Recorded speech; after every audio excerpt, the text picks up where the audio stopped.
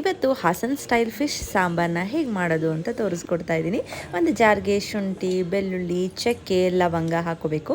ಅದ್ರ ಜೊತೆಗೆ ಸ್ವಲ್ಪ ಕಾಯಿ ತುರಿ, ಗಸಗಸೆ, ಕಡಲೆ, ಈರುಳ್ಳಿ 2, ಟೊಮ್ಯಾಟೊ 2 ಮತ್ತು ನಿಂಬೆಹಣ್ಣು ಗಾತ್ರದಷ್ಟು ಹುಣಸೆಹಣ್ಣು ಹಾಕ್ಕೊಂಡು ಸ್ವಲ್ಪ ಕೊತ್ತಂಬರಿ ಸೊಪ್ಪು, ಖಾರ ಪುಡಿ ಮತ್ತು ಧನಿಯಾ ಪೌಡರ್ ರುಚಿಗೆ ನಿಮಗೆ ಎಷ್ಟು ಬೇಕು ಹಾಕ್ಕೊಂಡು ರುಬ್ಬಿಟ್ಕೊಳ್ಳಿ. ಈಗ ಒಂದು ಪ್ಯಾನ್ಗೆ ಕೊಕೊನಟ್ ಆಯಿಲ್ನ ಹಾಕ್ಕೊಂಡಿದ್ದೀನಿ. ಈ ಫಿಶ್ ಸಾಂಬಾರಿಗೆ ಕೊಕೊನಟ್ ಆಯಿಲ್ ಇದ್ರೇ ಟೇಸ್ಟು. ಅದಕ್ಕೆ ರುಬ್ಬಿರೋ ಅಂಥ ಪೇಸ್ಟ್ ಹಾಕ್ಕೊಂಡು ನಮಗೆ ಎಷ್ಟು ಕನ್ಸಿಸ್ಟೆನ್ಸಿ ಬೇಕು ಅಷ್ಟು ನೀರನ್ನು ಆ್ಯಡ್ ಮಾಡಿಕೊಂಡು ಸ್ವಲ್ಪ ಅದಕ್ಕೆ ಉಪ್ಪನ್ನು ಕೂಡ ಹಾಕ್ಕೊಂಡು ಚೆನ್ನಾಗಿ ಕುದಿಸ್ಕೋಬೇಕಾಗತ್ತೆ. ನಾವು ಫಿಶ್ ಹಾಕೋಕ್ಕಿಂತ ಮುಂಚೆ ಚೆನ್ನಾಗಿ ಈ ಥರ ಕುದ್ದು ಸ್ವಲ್ಪ ಎಣ್ಣೆ ಬಿಟ್ಕೊಳ್ಳೋ ಟೈಮಲ್ಲಿ ನಾವು ಕ್ಲೀನ್ ಮಾಡಿ ಇಟ್ಕೊಂಡಿರೋ ಅಂಥ ಫಿಶ್ನ ಹಾಕ್ಕೊಳ್ಳೋಣ. ಇದನ್ನು ಜಾಸ್ತಿ ಬೇಯಿಸೋ ಹಾಗಿಲ್ಲ. ನಾವು ಬೇಗ ಈಗ ಕುದಿಯುವಂಥ ಸಾಂಬಾರಲ್ಲಿ ಹಾಕಿದ ತಕ್ಷಣ 5 ನಿಮಿಷಕ್ಕೆ ಬೆಂದೋಗ್ಬಿಡುತ್ತೆ.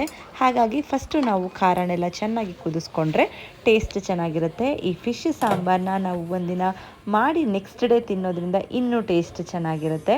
ಆ್ಯಂಡ್ ಒಂದು ಸತಿ 5 ನಿಮಿಷ ಆದಮೇಲೆ ಈ ಥರ ಎಲ್ಲ ಮಿಕ್ಸ್ ಮಾಡಿಕೊಂಡು ಕನ್ಸಿಸ್ಟೆನ್ಸಿ ಎಲ್ಲ ಕರೆಕ್ಟ್ ಇದೆಯಾ ಅಂತ ಚೆಕ್ ಮಾಡಿಕೊಂಡ್ರೆ ಫಿಶ್ ಸಾಂಬಾರು ರೆಡಿ ಆಗೋಗುತ್ತೆ. ಇದನ್ನು ಕುಸ್ಲಕ್ಕಿ ಜೊತೆ ತಿಂತಾ ಇದ್ರಂತೂ ಸೂಪರ್. ಇದನ್ನು ಮಂಗಳೂರು ರೈಸ್ ಅಂತಲೂ ಕರೀತಾರೆ. ತುಂಬಾ ಟೇಸ್ಟಿಯಾಗಿರುತ್ತೆ.